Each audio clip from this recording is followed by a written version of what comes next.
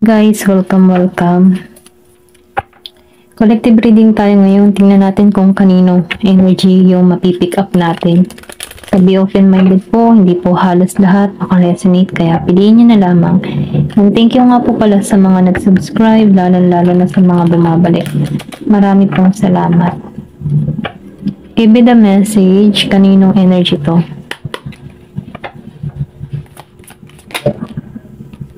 Five of Swords, reverse.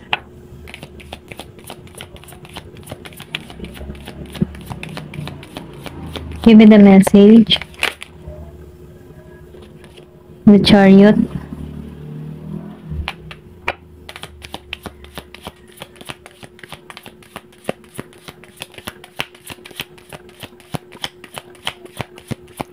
Naitaan ko rito may Gemini, Aquarius, Libra. Meron ditong di nawawala ng pag-asa. Okay, ito na yung nakikita ko. Kumbaga, meron kang gustong maganap dito. Meron kang hinihiling. Kung ikaw man yung tipo ng tao na nakaranas dito ng yung bang inabuso, niloko, sinaktan, mga ganyan. Meron ditong karma sa mga tao nito. Ito lang nakikita ko. Kumbaga, ipagkakalob sa'yo dito yung justice na gusto mong mangyari. Meron ditong tao na nahirapan sa sitwasyon before, okay? Kumbaga, pulos pagsubok, ang dami mong kinaharap. Then, nakikitaan ko rin dito, magkakaroon ka ng balanse, okay? Ibibigay sa'yo dito yung karapatan mo, yung justice para sa'yo. Ito na yung nakikita ko dito. Then, sinabayan pa ng Page of Pentacles reverse. Kasi before, wala kang kaalam-alam okay? Na merong kababalaghang nangyayari or may mga taong gumagawa ng hindi maganda sa'yo, okay? Kasi may pagka-innocente ka, pure ka, yung energy mo. So, wala kang idea, wala kang alam. Hindi mo alam kung paano to ilalaban, okay? Or pwede rin sabihin, may umabuso sa'yo dito. Pero ganun pa man, dahil lumabas ang The Chariot, may pagtaas, itataas ka dito, okay? Mahanap mo yung katarungan, kung ikaw man dito yung inapi, okay? Magkakaroon ng katarungan dito. Ito lang yung nakikita ko. Meron ditong Virgo, Capricorn, Taurus. Then nakikita ko rin dito, kung ikaw man yung tipo ng tao na marami kang hinihiling, nakikita ko dito na merong tagumpay, okay? Meron kang makakamit na tagumpay rito. Then nakikita ko rin dito, na yung balanse na patungo sa'yo. So, maniwala at manalig ka lamang dito, sa The Chariot, kasi ginagabay ka sa tamang path. Ito na yung nafe-feel ko. Meron itong Four of Wands. Then, yung iba naman sa inyo, Aries, Leo, Sagittarius, nakaranas ka dito ng kabiguan, lalo na sa larangan ng pag-ibig. Merong pagtataksil, kaya maybe humahanap ka ng justice dito Gusto mong magkaroon ng hustisya yung ginawa sa'yo dito, okay, sa Four of Wands. Maybe meron ditong panlolokong ginawa sa'yo, okay, kung bakit hindi naging maayos. Meron ditong binalak or pwede rin sabihin na may pagtatago, hindi kumukontak sa'yo, wala pang usap, or may pag-iwas. Okay, ito lang nakifeel ko dito sa Four of Wands reverse. Meron kang iniiwasan tao or pwede rin sabihin na iniwasan ka, inabandona ka ng tao na ito. Ito lang yung nakikita ko. So ngayon, nakifeel ko dito yung justice, kung meron kung meron panluloko, meron ditong The Magician reverse. So meron ditong tao na hindi yung bang tipo na nabigo siya sa kanya mga hinihiling, okay, dito. Ito rin nafe-feel ko. Yung iba, hindi halos lahat. Or pwede rin sabihin, meron ditong nag-intention sa'yo ng hindi maganda, okay? Pero ganun pa man, nakikitaan ko dito na hindi to nagtatagumpay dito. Kasi dito sa Four of Wands and The Magician, since sumabay pa, walang nabuo walang nangyari na maganda sa connection na to. Ito rin nakikita ko. Maybe before, hinihiling mo tong tao na to, pero nangyari kasi dito, meron ditong pangyayari na kung saan ang bigat dito sa Five of Swords. And then nakikitaan ko rin dito yung hustisya patungo sa'yo. May pagtaas sa'yo dito sa sa The Chariot, okay? Ito lang yung nakikita ko. Pero ganun pa man, meron ditong tao na humihiling pero hindi natupad yung kahilingan niya rito. Give me more information. Ano po yung mensahe? Eight of Cups. So, nakikita ko rin dito, meron ditong taong nalulungkot. Pwede rin sabihin nalungkot ka dahil hindi mo nasa katuparan yung iyong kahilingan dito sa The Magician. Hindi kayo nagsama, hindi naging maayos yung connection dito sa Four of Wands. Wala pang pagkikita. Kumbaga, no, itinapon niyo yung samahan niyo, itinapon niyo yung memories niyo. Ito lang yung nakikita ko. Pwede rin sabihin matagal na kayong panahon na nagsasama pero binaliwalan ng tao nito. So ngayon nakakaranas ka ng kalungkutan dito. Meron ditong nakakaranas ng kalungkutan. Okay, ito lang yung nakikita ko. Give me more information. Ano pa yung mensahe? Kumbaga, no, may panghihinayang, may nasayang. So, meron ditong the sun reverse. Meron ditong naganap sa inyo na hindi ka naging masaya. Okay? Pwede rin sabihin, doon sa sinapit ng inyong relasyon, or pwede rin sabihin, meron ditong nag-tridor sa iyong kaibigan, katrabaho, ano pa man. Hindi ka nagiging masaya sa nangyayari kasi meron ditong pagta-tridor na ginawa sa'yo. Okay? Or pwede rin sabihin, meron ka ditong malapit na kaibigan na nag-tridor sa'yo. Ito lang yung nakikita ko. Hindi ka naging masaya para rito. Yung iba sa inyo, no, meron ditong anak sa tao, or meron kang person dito na inahas yung person mo. Ito lang yung nakikita ko. Kilala mo din yung tao na umahas sa person mo. Ito lang yung nakikita ko dito sa the side. Meron ditong Scorpio, Cancer, and Pisces, Aries, Leo, Sagittarius, Gemini, Aquarius, and Libra, and Virgo, Capricorn, Taurus, Nine of Cups. So, nakikita ko dito, meron ditong tao na hindi nagbibigay ng atensyon, or pwede rin sabihin binaliwala. Okay, may pagbabaliwala. Pwede ikaw to, pwede rin yung person mo, no? Meron dito nagbaliwala, hindi pinagtuunan ng pansin. Kumbaga, no, tinapon dito si Eight of Cups. At kaya nagkaroon dito ng lungkot dito sa the sun reverse. Hindi naging matagumpay yung connection. Then dito, no, meron ditong hindi nagbibigay ng oras, panahon, or pwede rin sabihin sustento. Ayan. Give me the message. Ano pa yung mensahe? So, the devil reverse. Pero ganun pa man, ano, nakikitaan ko dito, nakawala ka sa toxic energy na to. Maybe nangyari na to in the past, nahirapan ka sa sitwasyon, pero pinakawalan mo to, naalisan mo to, naging malaya ka dito. Ito lang yung nakikita ko. Pinalaya mo yung sarili mo. Pero ganun pa man, ano, nakikita ko dito yung tagumpay. Maybe before nahihirapan ka, hindi mo alam kung ano yung path na pupuntahan mo, pero ngayon na meron ka ng direksyon na pupuntahan dito. Ito lang yung nakikita ko. So, the world. Yung iba sa inyo, maybe, para makalimot ng ibang bansa ka, or pwede rin sabihin dito, ito yung paraan, or ito yung bansa na katulong sa'yo para maalisan tong mga masasakit na naranasan mo. Kasi nakikitaan ko dito, nagtuon ka sa iyong trabaho, nagtuon ka sa panibagong pamumuhay, ano, sa panibagong kultura na pinuntahan mo dito, nag-travel ka, mga ganun ba? Ito lang nakikita ko. Kumbaga, no, or pwede rin sabihin na sa LDR situation kayo. Okay? Kaya inalisan mo to. Ayan. Merong umalis dito. Six of Wands. So, meron dito may kipag-ayos sa'yo. Ito lang yung nakikita ko. Yung iba sa inyo, merong pag-aayos or nagbabalak na itong makipag-ayos sa'yo dito. Need lang ng travel patungo sa'yo, or pwede rin sabihin ikaw, need ng travel patungo rito. Meron may ipag-ayos dito. Six of Wands. Meron ditong Year of the Horse.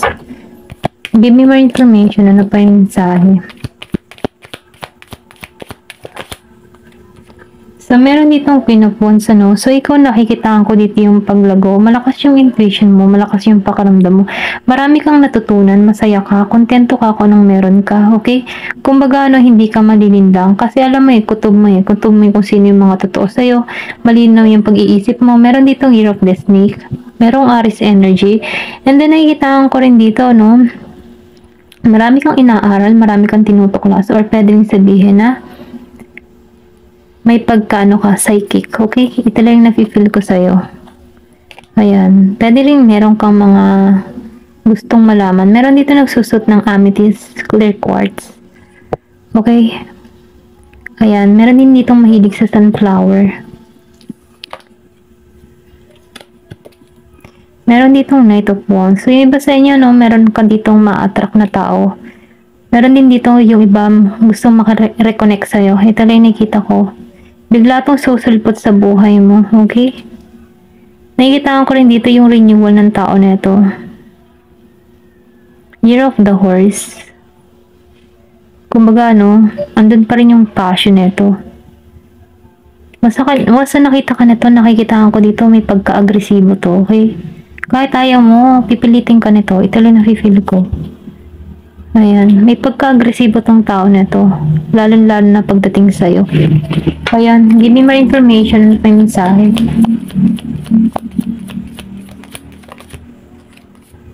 Two of Wands. So, naghihintay ito. Naghihintay lang to ng timing. Yung iba sa inyo, no, may pag-iintay. Pwede rin sabihin na sa ibang bansa ka, naghihintay kang umuwi. Meron kang gustong ayusin, meron kang gustong puntahan. Or yung iba naman sa inyo, meron ditong taong gusto kang puntahan. Ito lang yung nakikita ko. Give me more information. Meron ditong tao na nandun pa rin yung init, okay? May init sa'yo. Kasi nakikita ko full passion eh. Fire sign. Give me more information. Agresibo to. Two of Cups reverse. So, nakikita ko dito yung iba sa inyo galit. Galit sa person nila. May galit ka pa rin. Ayaw mo makipagkita dito. Scorpio, Cancer, and Pisces. Ayaw mo makipagkasundo. Ayaw mo ng renewal sa tao nito. Kumbaga, toxic lang energy nito para sa'yo. Ayaw mo lang. Okay? Ito lang nakikita ko dito. Give me more information. Tumasik to. Meron ditong Temperance. So, nakikita ko dito yung balanse. Meron din ditong Two of Pentacles. Meron ditong hindi balanse. Okay? Meron balanse parating. Meron din ditong hindi balanse. Lalo-lalo na kay Virgo, Capricorn, Taurus.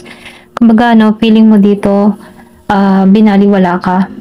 Or pwede rin sabihin kaya ka hindi balanse sa panahon ngayon. Kasi meron pag-itan sa inyo dito. Ito lang nakikita ko. Meron ka ditong hinahanap na tao na babalance sa buhay mo. Pero ang layo mo sa kumbaga, ang layo nyo sa bawat isa. Ito lang nakikita ko. Need ng travel, okay? Need pa ng barko or himpapawid. Ito lang nakikita ko kasi may world dito. May nasa ibang bansa. So, ngayon itong tao na ito, nafe-feel ko dito yung gusto pa rin nitong makikonnect sa'yo. Okay? Kasi ikaw, kumbaga, yung tipo na mapapabuti siya sa'yo, okay, ito lang nakikita ko. Kasi happiness ka eh. And then, nakikitaan ko din dito, ikaw yung gusto ng tao nito, pero cold ka sa kanya. Ayan. Gusto ka niya, pero kita ng person mo sa'yo na malamig ka na para sa kanya. Ito lang yung nakikita ko. Ayan, tingnan natin kung ano pa yung lalabas dito. Give me the message. Tingnan natin dito sa isang card kung ano pa yung nararamdaman ng tao na ito sa love message. Ano pa ba yung kanyang nararamdaman sa'yo? Kasi nakikita ko dito na gusto niya ng balance eh. Gusto niya na makipagkasundo dito pero ang cold mo. Galit ka, ayaw mo.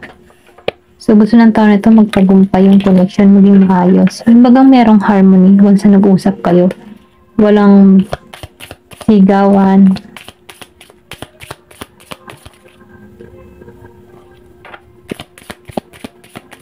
Give me the message.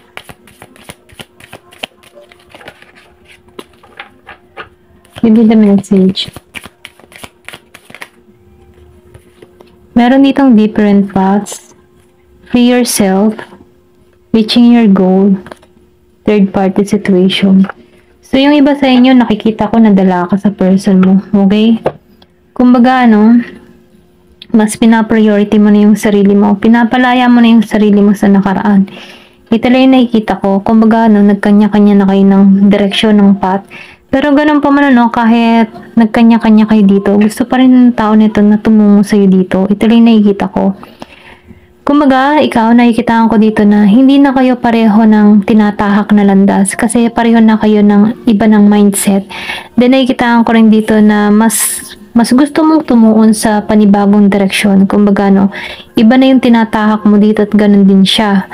Pinalalaya mo na yung sarili mo dito sa kanya, okay? Kumbaga, hindi mo kailangan na kontrolin ka sa lahat ng mga bagay. Kumbaga, ayaw mo magpakontrol lalo-lalo na sa larangan ng pag-ibig kasi nakikitaan ko dito na nasaktan ka, so ngayon gusto mo maging matagumpay ka para sa sarili mo, para maibangon mo muli yung sarili mo dito, okay? Nakikitaan ko dito yung pagpapalaya mo na, okay? And then yung iba naman sa inyo, nakatahak or nakatuto ka sa iyong mga pangarap, sa iyong goal sa buhay.